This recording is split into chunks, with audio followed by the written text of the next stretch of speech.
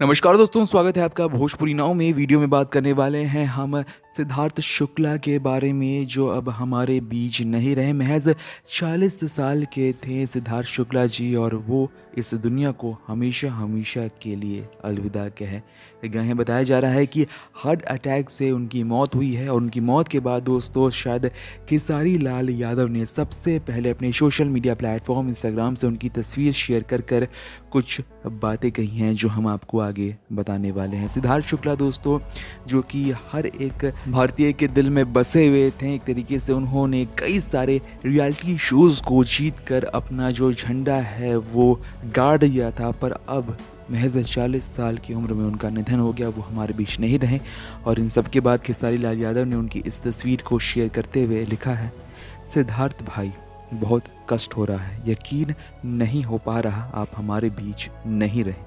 भगवान आपके दिव्यांगत आत्मा को शांति प्रदान करें। तो दोस्तों ये लिखा है खेसारी लाल यादव ने और काफ़ी दोस्तों इमोशनल भाव दिख रहा है खेसारी लाल यादव का और सभी इमोशनल हो गए हैं दोस्तों, क्योंकि सिद्धार्थ शुक्ला काफ़ी जाना माना चेहरा थे, काफ़ी लाइमलाइट में रहते थे। हाल फिलहाल उन्हें बिग बॉस में भी देखा गया था, जो OTT प्लेटफॉर्म पर बिग बॉस आया है जिसमें अक्षरा सिंह भी पार्टिसिपेट किए हैं दोस्तों।